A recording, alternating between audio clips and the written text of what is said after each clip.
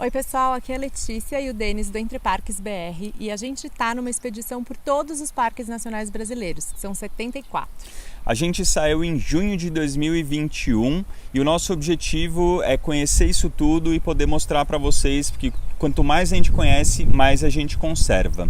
A gente visitou até agora 17 parques nacionais e nesse vídeo aqui a gente vai falar de dois deles, o Aparados da Serra e o Serra Geral. Eles ficam ali entre o Rio Grande do Sul e Santa Catarina, no sul do país. Pra me aquecer,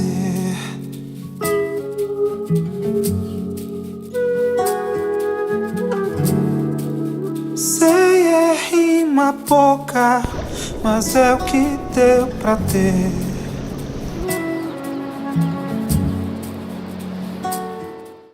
E geralmente a gente fala aqui sobre um parque de cada vez, mas dessa vez a gente vai falar sobre dois parques, porque eles são juntos, eles são irmãos. Apesar deles terem idades muito diferentes, o primeiro deles, Aparados, é de 59 e o segundo de 92, eles fazem parte de uma mesma formação geológica, que é a Serra Geral, que sai lá do Paraná e vai até o Uruguai. E na realidade essas idades são tão diferentes porque quando a Serra Geral foi criada, o parque, da Serra Geral foi criado, eles na realidade queriam ampliar Aparados da Serra, mas essa burocracia era tão confusa que ficou mais fácil você criar um novo parque nacional do que você ampliar um parque nacional já existente. Sou uma montanha, me faz esquecer.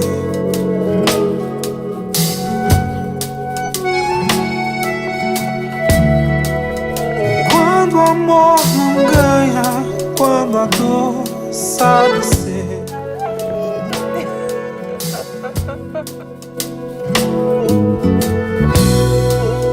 Quero que é simples, simples é o que traz o ponto de curar. Bom, e esses parques, eles têm uma característica muito interessante. Você pode visitá-los tanto por cima, na borda ali no Planalto, e você vê os canyons por cima. Os canyons são um grande atrativo desses parques, quanto você pode ir por baixo e entrar nos rios desse parque. Por cima você acessa principalmente por Cambará do Sul, que é uma cidade do Rio Grande do Sul. E por baixo você acessa ali por Santa Catarina, numa cidade que se chama Praia Grande, que de praia não tem nada. Mas dado que tinha os tropeiros, que eles vinham descendo a Serra Geral, ou eles olhavam ali de cima da Serra Geral para esse lugar que era um monte de alagado, eles achavam que eles já estavam vendo a praia. E ficou esse nome de Praia Grande. Então, são parques em que você consegue ter uma perspectiva de baixo para cima e de cima para baixo, que é bem interessante. E o nosso objetivo aqui, inclusive, é contar um pouco qual é a unicidade de cada um deles, qual que é a singularidade de cada um deles. Porque você pode pensar, puxa, se eu visitar um canyon ou o outro, vai ser mais ou menos a mesma coisa. E não, eles são muito diferentes. Apesar deles fazerem parte dessa mesma formação geológica, cada um tem uma beleza única, uma singularidade e que a gente gostaria de compartilhar nesse momento. Eles são até vendidos como a mesma coisa, né? Então, quando a gente chega lá, é até difícil ter alguém que diga assim, lá é assim, lá é assado. Meio que é tudo meio parecido, né? Escolha onde você quer ir. Mas eles são bem diferentes. Eu acho interessante falar tanto sobre a questão da Urbia, que é a empresa que está fazendo a concessão desse parque, que está administrando o uso público desse parque e que inclusive incentiva de alguma forma que as pessoas visitem ambos os parques, ambos os canyons no mesmo dia. E a gente entende como algo completamente diferente. Você, claro, pode ir fazer uma visita e olhar aquela beleza cênica, tirar uma foto e ir embora, mas você ficar ali e entender o que é aquele parque, quais são as singularidades, o que é a beleza de um, o que é a beleza de outro, a gente acredita que vale muito a pena. Sem dúvida.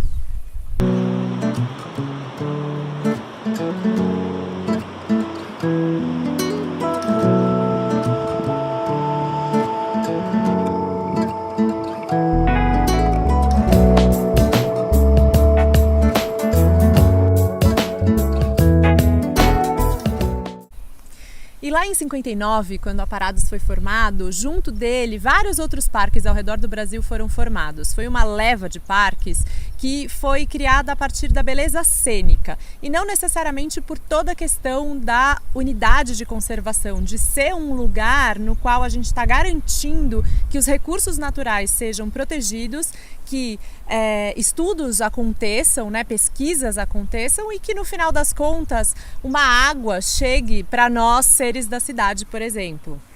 Acho que é legal dizer até que isso foi feito antes da lei, né? A lei de proteção das unidades de conservação é do ano 2000, então o parque tinha ali 41 anos quando a lei foi efetivamente decretada e graças a ter parques a gente conseguiu também formar uma ideia do que poderia ser uma lei. Mas uma coisa que ficou faltando um pouco nesse parque, né? Ele tem uma beleza cênica assim fora de série, né? Então qualquer lugar que você vai cair o queixo, por dentro, por baixo, por cima, enfim, vai ser maravilhoso, né? O Fortaleza, Itaimbezinho, onde você passar. Mas falta muito da relação com a natureza.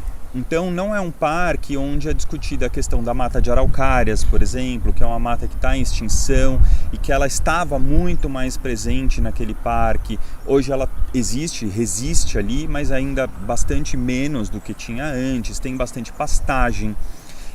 Foi usado para gado, né? Já o parque antigamente foi usado para gado, então foi desmatado ali, tanto que o Rio do Boi tem esse nome porque o gado caía ali da borda do cânion para baixo, caía no rio. E, inclusive, a gente pôde ver durante a nossa visita resquício de gado ali, de uma outra fazenda e um momento bem difícil, assim, bem complicado, pelo qual as unidades de conservação passam, que é a questão da regularização fundiária e que, na realidade, assim, você tem um gado no meio do Parque Nacional que impede, inclusive, talvez de você fazer uma trilha e aquele animal não deveria estar ali, mas coisas para outros vídeos, talvez. Ele não tem culpa. Ele não tem culpa. Então, a gente acabou de cruzar aqui com um brigadista que precisou passar algumas orientações pra gente a respeito do gado que tá no parque. E tem um búfalo que não seria, né, permitido, nem o gado, enfim, que deu cria e eles vieram olhar para ver se tem algum risco para o visitante. Achei super interessante que tinha um brigadista observando e passando as orientações, inclusive passando as orientações para quem está iniciando a trilha. Tirou foto para ver se o gado se aproxima e tudo. Mas é uma pena pensar que ainda existe, né, o gado no que seria uma área aqui do Parque Nacional. As sempre presentes questões fundiárias. E pelo que a gente viu, pelo que a gente entendeu desse parque, geralmente a visitação fica muito pelas bordas, né? As bordas superiores do parque, ali a parte de cima do cânion. Mas a gente convida vocês fortemente a entrar, ir nas entranhas mesmo do parque. Isso significa ir para a parte de baixo, percorrer os cânions, que são inúmeros, assim como a parte de cima das bordas, para entender essa divergência, né? Essa diferença, essa diversidade que existe ali, que é maravilhosa. Não só entrando, eu acho que também se você tá lá em cima, a gente vinha discutindo, né? O Itaimbezinho e Fortaleza é a mesma coisa. E no final não é, mas você tem que estar lá para ver. Então, e ninguém te conta isso, você tem que olhar mesmo e ver o que você sente, né? O Itaimbezinho acaba sendo muito mais íngreme, são paredes rochosas, dá para perceber, e o pessoal até conta pra gente que caem rochas ali frequentemente, então ele parece ser mais novo. O Fortaleza, ele tem já um aspecto mais em V. Ele também é bem íngreme, mas ele tem planta até em cima. Então dá uma sensação de ser um cânion já formado há mais tempo. Ele está mais bem estabelecido, tanto que ele é mais profundo, ele é mais largo, ele tem outras aberturas, né? Então é interessante isso, de poder se dar essa possibilidade de sentar lá. Enfim, tem lugares para fazer isso nesses parques e se fazer essas perguntas. Por que tem dois parques? Por que tem dois canyons? Qual que é a diferença? E a diferença que vale é a diferença que a gente vê neles, né? Então não precisa contar, né, alguém pra gente, o principal é o que a gente sente estando lá. E complementando, eu fico pensando na questão de o quanto é importante exercitar o seu olhar, né? Porque sim, são 2 lugares, como a gente falou antes, absolutamente maravilhosos. Você vai ficar de queixo caído. Mas é só com o tempo, quando você para, quando você observa, quando talvez você se dá a chance de ver o fenômeno da viração, que é quando o clima muda completamente, você tá ali e você de repente para de ver os canyons, que você começa a perceber que, nossa, eles têm uma singularidade, nossa, aqui tinha a mata de araucária, no outro não tinha, e por aí vai, né? Deixar que a natureza seja de alguma forma o guia, né? O mestre, que te conte, ou pelo menos que comece a desvendar para você, que comece a aguçar em você um desejo de entender e observar que ali são coisas diferentes, apesar de fazerem parte de uma mesma formação geológica. Você falou da viração, eu não sei se a gente já falou aqui no vídeo, mas importante, dica importante de quem teve lá. Quando você chega nos parques, é muito comum, ou é comum, que eles estejam fechados, que o tempo esteja fechado e que você não vai ver absolutamente nada. Quando está fechado, é muito pouco provável que abra durante o dia. Quando está aberto, é muito provável que feche durante o dia. A dica de ouro que a gente aprendeu lá e que a gente viu mesmo acontecer são 2, né? São 2 dicas. A primeira no inverno é melhor do que no verão. No inverno tende a estar mais aberto, você consegue enxergar mais tempo, mais longe, tem menos viração acontecendo.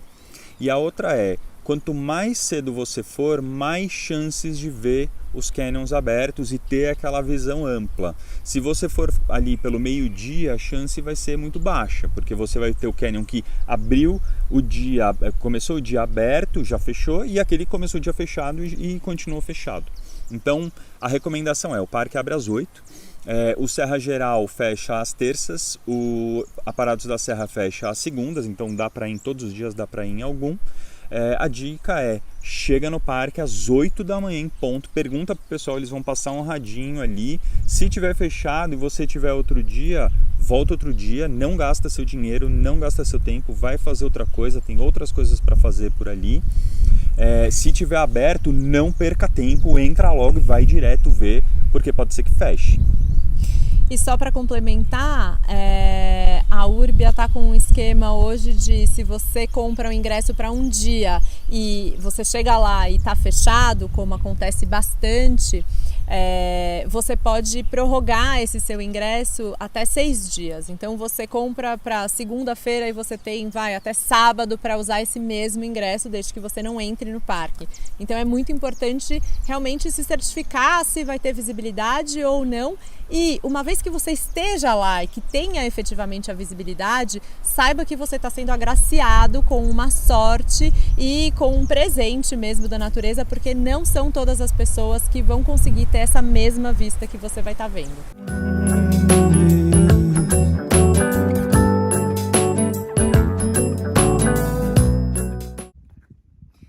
A gente está aqui no Canyon Fortaleza, no Parque Nacional da Serra Geral, e a gente está presenciando na pele o fenômeno da viração, que é quando o tempo realmente muda de uma hora para outra, porque como a gente está numa altitude muito alta, aqui está a 1.200 metros, né? Você tem o Canyon e você tem a brisa que vem do mar, que bate nesse paredão e de repente sobe e as nuvens aparecem, enfim, toda essa umidade. A gente ficou umas 3 horas aqui hoje tentando ver, a gente conseguiu ver um pouquinho, mas o mais gostoso também é ir sentindo esse vento, assim, é um vento bem úmido, umas gotículas, dá pra ver que tudo tem umas pequenas gotículas, as flores estão com gotículas, a gente viu teia de aranha que dava pra ver as gotículas nelas.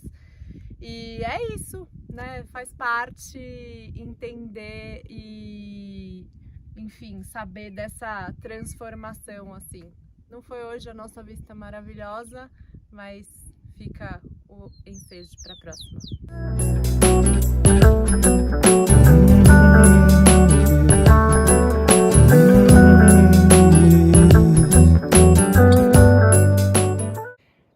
essa é a terceira vez então que a gente vem aqui pro Canyon Fortaleza, na parte de cima, e finalmente dá para ver ele aberto. E isso acontece em função do fenômeno da viração, e que é uma coisa super legal de ver, mas devo confessar que ver isso daqui aberto também é muito maravilhoso.